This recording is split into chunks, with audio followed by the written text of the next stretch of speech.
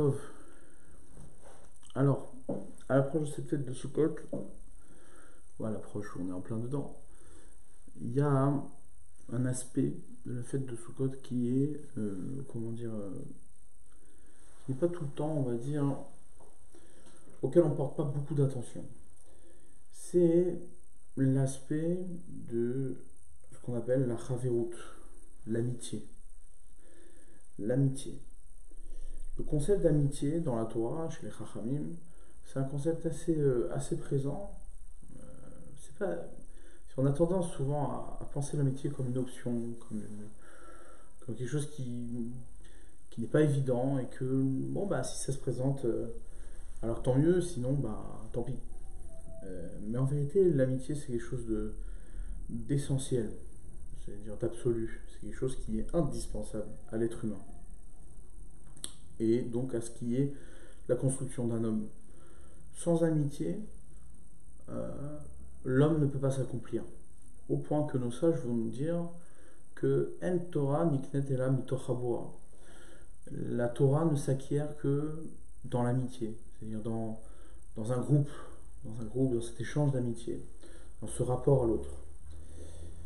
Ou bien encore, une expression très forte des Chachamim qui est citée dans Pirkei Avot, Ukne lecha chaver, acquiert-toi un ami. C'est-à-dire, on n'attend pas d'avoir un ami qui se présente à toi et qui saura être ton ami. Ouais. Les gens sont passifs dans l'amitié. C'est-à-dire que la plupart du temps, on s'imagine que bon, bah, il va nous tomber dessus un ami, et s'il correspond à ce que j'attends, et je vois son investissement, alors effectivement, bah, il sera un ami. Mais en vérité, les Chachamim nous disent non, ça ne se passe pas comme ça. C'est à toi d'aller acquérir ton ami. Achète-toi un ami, littéralement. Qu'est-ce que veut dire s'acheter un ami? Ça veut dire bats-toi pour l'avoir.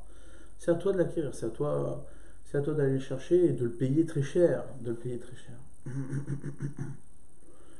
Dans tous les cas, la fête de Sukkot, c'est une fête, justement, c'est la fête du rassemblement.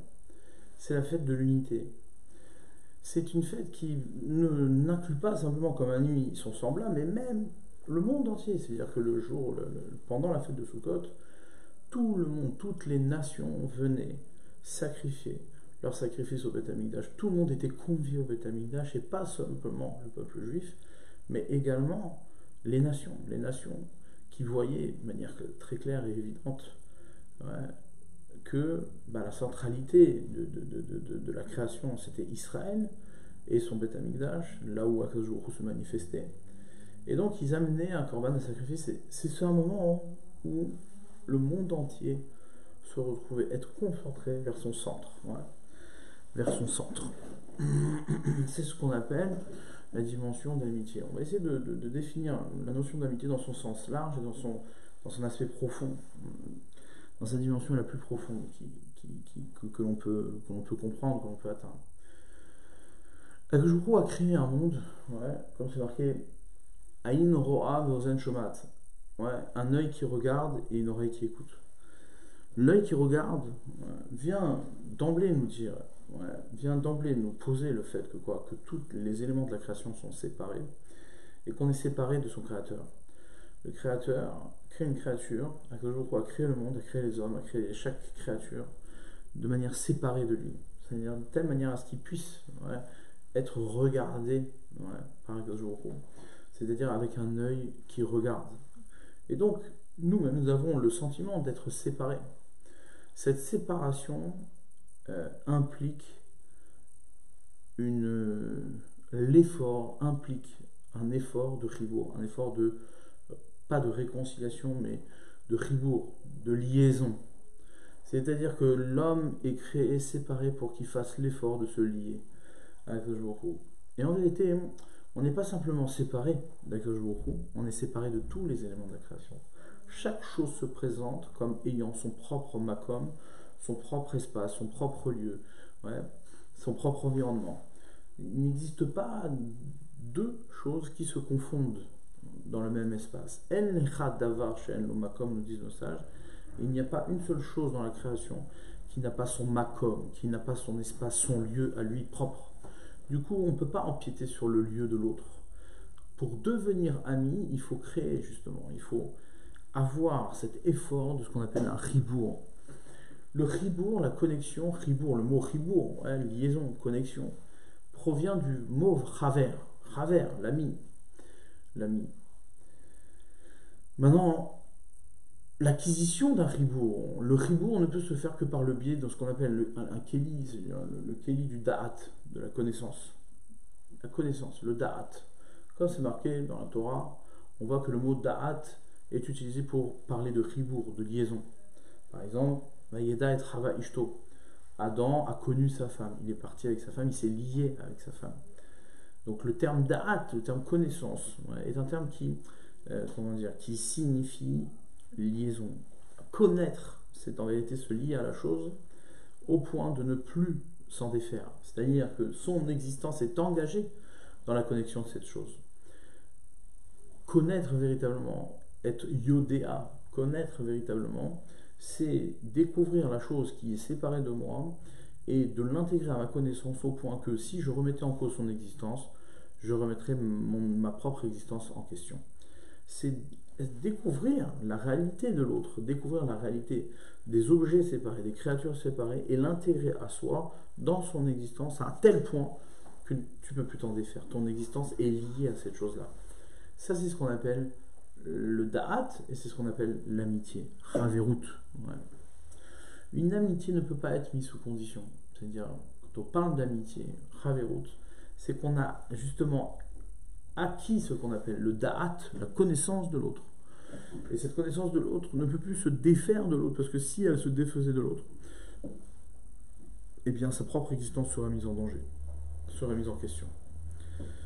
Et là, il y a un texte extraordinaire, un texte qui bouscule l'esprit, qui bouscule nos a priori.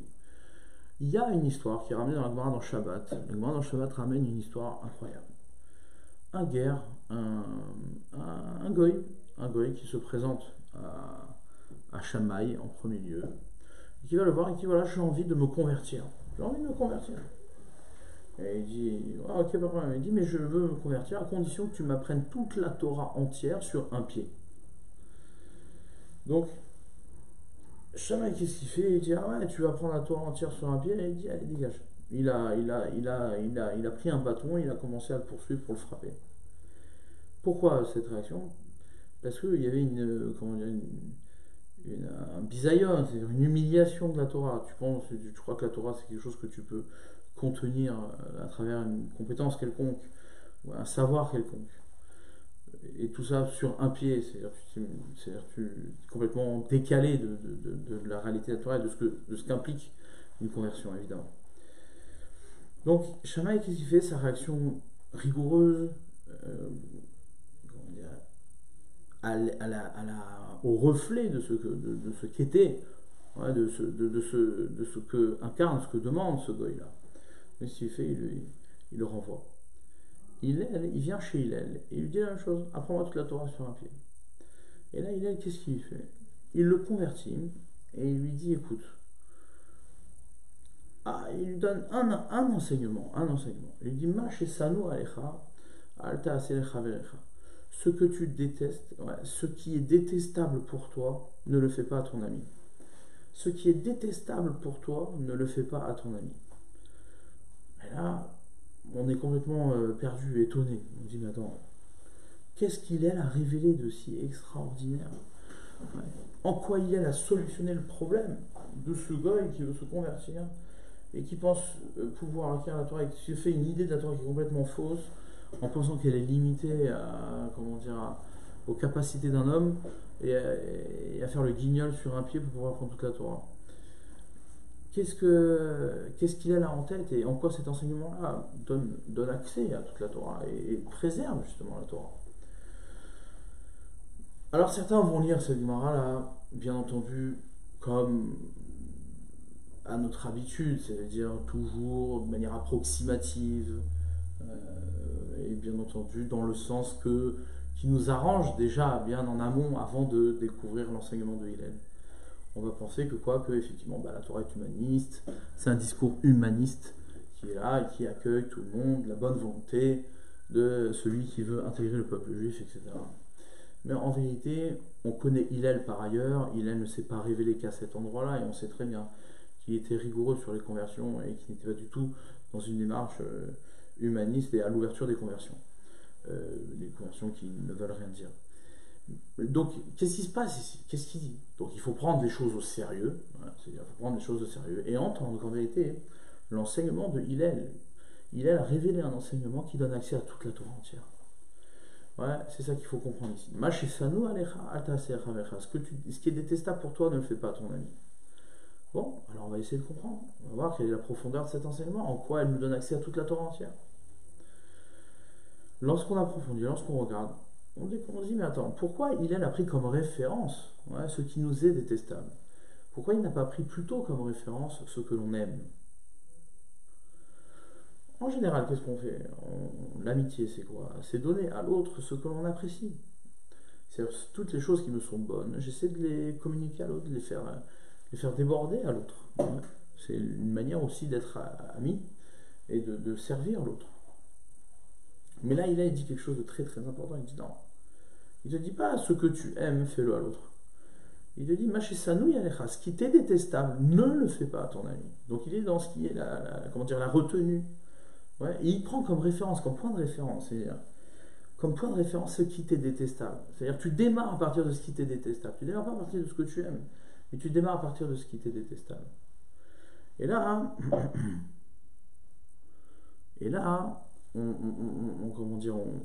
on pénètre, on accède à la profondeur de l'enseignement de Hillel. Il n'a pas dit également, ce qui est bon pour l'autre, fais ce qui est bon pour l'autre. Non. Il a pris comme référence notre personne, sa propre personne, ce qui t'est détestable. Ouais. Il t'a pas dit ce qui est détestable pour l'autre, ne lui fais pas. C'est pas ça. Il a dit ce qui t'est détestable. Ou bien ce qui est appréciable pour l'autre, fais-lui. Ouais, il n'a pas dit ça. Il n'a pas dit non plus ce qui est appréciable pour toi, fais-lui. Le point de référence, le point de démarche, c'est-à-dire le point de connexion entre toi et les autres, c'est ça qu'il dit Hillel. C'est quoi? C'est ce qui t'est détestable. Essaie de connaître. Tu veux démarrer une relation avec le monde, tu veux démarrer une relation avec ce qui n'est pas toi, tu dois d'abord définir ce qui t'est détestable. Et là, il envoie un scud à la tête de ce goy qui veut se convertir. Il dit, attends, dis-moi toi, tu viens te convertir et tu crois que c'est la fête, tu vas pouvoir apprendre la Torah sur un pied, etc., de manière généreuse, et avec plein d'enthousiasme, etc. Et là, il lui dit, attends, fais attention. Ne pense pas que intégrer le peuple juif et connecter au peuple juif, ce qui n'est pas toi aujourd'hui, va être une partie agréable qui va être dans la continuité de ce que tu te penses déjà. C'est-à-dire, tu vas vouloir, la plupart du temps, les gens entament une procédure, ou bien, ils sont motivés à quelque chose, justement, parce que ça correspond déjà à l'antériorité de leur réflexion. C'est-à-dire qu'on se projette par rapport à ce que l'on veut et ce qu'on connaît déjà. Et là, il a dit, attention, toi, tu penses te connaître. Tu penses connaître le judaïsme. Mais en vérité, ça ne se définit pas dans ce que tu apprécies. Ça va pas être le judaïsme, ne va pas être la continuité de ce que tu apprécies. Si tu veux connecter avec la Torah et les mitzvot, il va falloir que tu définisses ce qui t'est détestable. Ce qui t'est détestable. Si tu sais exactement ce qui t'est détestable, alors tu vas pouvoir assister, tu vas pouvoir te connecter à la Torah de manière, de manière honnête, de manière authentique. Pourquoi? Parce que ce qui va se révéler de la Torah, ça va être justement en plus de ce que tu as défini comme détestable. C'est là qu'il te dit. Et c'est impressionnant quand on y réfléchit. C'est incroyable de voir qu'en vérité, les gens se prétendent être amis. Ils se prétendent être amis. Mais en vérité, c'est beaucoup plus facile. Et je pense que tout le monde a fait l'expérience de ça. Vous constaterez qu'il est beaucoup plus facile de donner à l'autre ce que l'on apprécie que de se battre pour l'autre pour qu'il n'ait pas ce qu'on déteste. C'est incroyable. Mais ça, c'est quelque chose de vérifié au quotidien. C'est-à-dire que les gens sont capables d'investir énormément pour faire du bien à l'autre de ce qu'ils apprécient déjà. Mais alors, pour aller se battre pour l'autre, pour lui éviter ce qui est détestable, ça, il n'y a plus personne. C'est quelque chose que les gens ne savent pas faire. Pourquoi? Parce qu'en vérité, les gens ne se définissent pas dans ce qu'ils détestent. C'est-à-dire qu'en vérité, les gens ne se connaissent pas vraiment. L'homme fuit véritablement ce qu'il est. Et donc, fuir ce qu'on est, c'est en vérité fuir tout simplement l'idée d'une connexion. C'est-à-dire que l'autre devient l'occasion d'épancher ce que l'on aime, d'étaler ce que l'on aime. Voilà. C'est-à-dire l'autre est l'occasion pour nous, au contraire, d'élargir ce que l'on aime, d'élargir ce que l'on apprécie déjà. Et sur ça, il a lui dit, attends, c'est pas comme ça. Si tu pénètres le judaïsme, ouais, si tu pénètres la Torah, en pensant que tu vas élargir ta personne par le biais de la Torah, et donc tu vas pouvoir justement bénéficier d'un peu plus de choses que tu apprécies, c'est-à-dire et manifester ce que tu apprécies encore plus, alors là tu te mets le doigt dans l'œil, parce que ça ne marche pas comme ça. C'est-à-dire que tu n'auras jamais la Torah, tu n'auras qu'une extension de toi-même. Véritablement intégrer la Torah et les mitzvot, c'est quoi? C'est d'abord et avant tout être capable de définir ce que tu détestes. Qu'est-ce que tu n'es pas? Qu'est-ce que tu n'es pas? Et cette expérience, elle est indispensable pour un homme. Pourquoi? Parce que toute notre vie, on court après ce que l'on aime, ce que l'on aime, ce que l'on aime, et on pense être défini dans ce que l'on aime et ce qu'on apprécie. Et au bout d'un moment, eh bien, ce que l'on aime et ce qu'on apprécie, on n'arrive pas à l'atteindre. Ouais, il y a des moments où on ne l'a pas. Et c'est là où tu fais un calcul. Du attends, ouais, est-ce que cette chose-là, si je ne l'ai pas, je vais disparaître? C'est-à-dire qu'il te pose la question, il te dit, mais ne te définis pas dans ce que tu apprécies, définis-toi dans ce que tu détestes. Parce que c'est là véritablement où tu vas savoir ce qui va rester de toi. Qu'est-ce qui reste de toi? Est-ce que ta définition, c'est ta maison? Est-ce que ta définition, est-ce que tu es, c'est ta voiture? C'est ton argent? Ouais, c'est le cocorico que tu es capable de faire devant tes amis, devant les autres, de montrer combien tu es un héros. Ouais. C'est ça qui va rester de toi. Et quand tout le monde te tourne le dos, qu'est-ce qui va rester de toi? Alors refais une évaluation de ce que tu es. S'évaluer, se connaître, c'est définir ce qui nous est détestable. Ce qui est détestable, c'est ce qui peut nous nuire. C'est ce qui peut nous faire disparaître. Rien de tout ce que j'ai cité peut nous faire disparaître. Rien. T'as pas besoin de faire le cocorico devant les autres. T'as pas besoin d'être apprécié par les autres. T'as pas besoin d'avoir de l'argent. T'as pas besoin d'avoir des maisons. T'as pas besoin d'avoir des voitures. Ouais, ce qui va garantir ton existence, c'est d'abord avant tout démarre à partir de ce que tu détestes. Maintenant, tu veux entamer un rapport à l'autre. Tu veux que l'autre existe véritablement dans ta vie. Ouais, tu veux engager l'autre dans ton existence. Ouais, faire en sorte que ça existe vraiment l'autre. Alors à ce moment-là, ce qui t'est détestable, ne le fais pas à l'autre. Et c'est là où on entend qu'en vérité, le discours de Hillel, l'enseignement de Hillel est complètement inverse à l'idée de l'humanisme.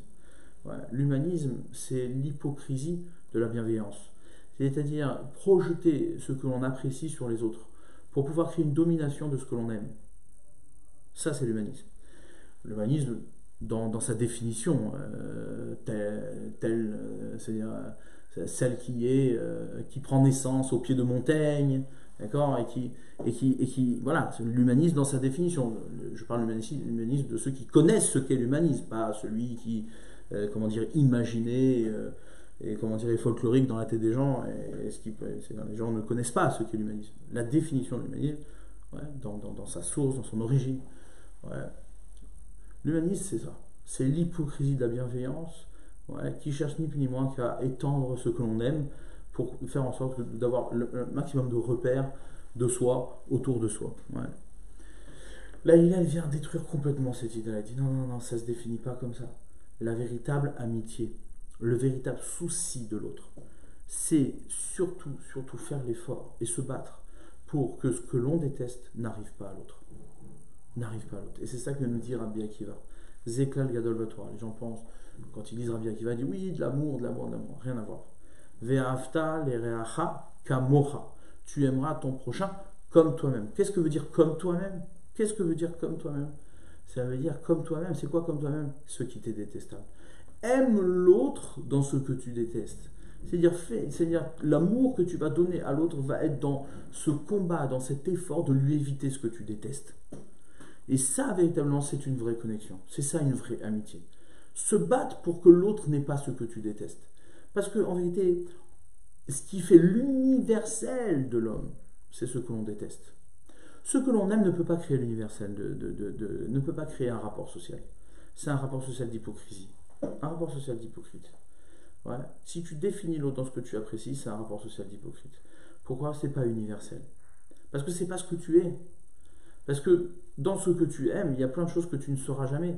C'est juste un plus, c'est quelque chose qui se rajoute sur ce que tu es. Maintenant, connaître, saisir véritablement ce que je déteste, ce que je n'aime pas, c'est ce qui va me faire du mal, c'est ce qui pourrait me faire disparaître. Ce qui me fait disparaître, c'est ce qui peut faire disparaître l'autre. Ouais. Là-dessus, c'est la dimension véritablement universelle. Et donc le souci de l'autre,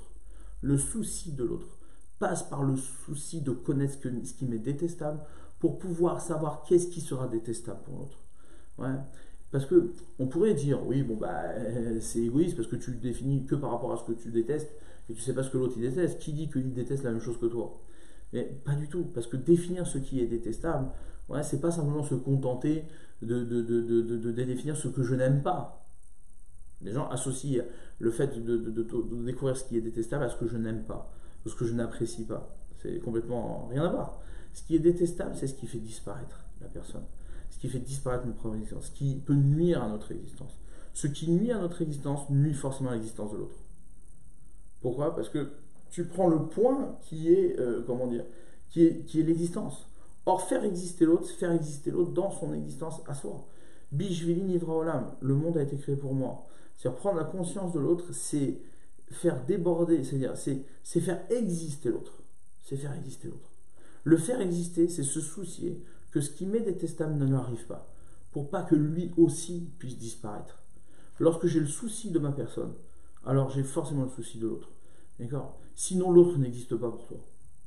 Donc là, il donne un enseignement extraordinaire, d'une profondeur extraordinaire, où en vérité, on évalue la dimension d'amitié que l'on peut rencontrer dans notre quotidien, qui ne vole pas haut, qui au final est purement intéressé. Parce que lorsque tu te soucies de l'autre que pour lui faire du bien, de ce que tu apprécies déjà, c'est intéressé. C'est que tu vas te faire du bien, tu vas épancher, tu vas élargir ce que tu aimes. Ouais, tu vas confirmer que ce que tu aimes est appréciable pour l'autre. En vérité, tu auras envahi l'autre. Faire exister l'autre, c'est encore une fois être capable de définir ce que je déteste pour connaître ce qui est véritablement. Et donc, ce qui est véritablement, c'est là-dessus que je dois avoir le souci que l'autre puisse l'avoir et qu'il ne puisse pas être endommagé dans son existence. Pourquoi? Parce que faire exister l'autre, c'est se faire exister. Grâce à l'autre, je vais découvrir ma propre existence. Machisano yalera, ce qui est détestable pour toi, évite que ça lui arrive à l'autre. Bats-toi pour que ça ne lui arrive pas. Ça, c'est tout le sens de Ve'aftalera. Tu veux donner de l'amour, pas de problème. Ne donne pas de l'amour de ce que tu apprécies déjà. Ouais, donne de l'amour kamora, comme toi. C'est quoi comme toi? Toi se définit dans ce qui est détestable. Donc, la fête de Sukkot, c'est exactement ça. C'est une fête dans laquelle on retourne à soi. Ouais, c'est la seule fête où on a le droit, c'est-à-dire on prononce le nom d'Hachem, ouais, sous la forme du Ani, Ani, je, la première personne. Ouais, Ani va où Oshiana. Ouais, Ani est un nom divin, est un nom d'Akadosh Baruch Hu. Quand je dis je dis Hachem. C'est-à-dire que quoi, qu'en vérité, étant donné que tu es revenu à l'essentiel, tu as défini véritablement qu'est-ce qui était toi, c'est-à-dire qu'est-ce qui est toi, tout ce qui t'est détestable, tout ce qui peut te nuire. Détestable, c'est tout ce qui peut nous nuire. Tout ce qui m'est détestable, j'ai découvert qui j'étais. Donc quand je dis Ani, je dis Hachem. Ça, c'est une vraie connexion. C'est une vraie connexion. Quand je définis ce qui m'est détestable, je découvre véritablement quel est mon existence. Et quand je découvre mon existence, alors forcément, je découvre l'existence elle-même. D'accord? Donc voilà les amis, c'est une petite réflexion,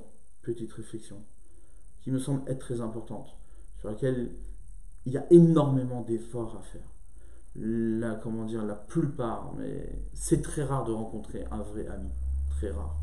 Un ami qui va se soucier, qui va se battre pour toi, pour t'éviter ce qui lui est détestable. Ouais, il n'y en a pas, c'est rare.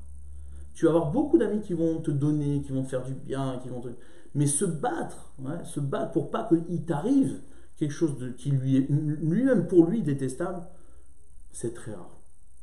Et ça, c'est l'effort que l'on a à faire pour être ami pour l'autre. Être ami pour l'autre, c'est ça. C'est se soucier que ce que je déteste, qui pourrait me faire disparaître, n'arrive pas à l'autre. Quand on aura le souci de l'autre à ce niveau-là, alors effectivement, on aura abouti sur notre teshuva. Hazak ou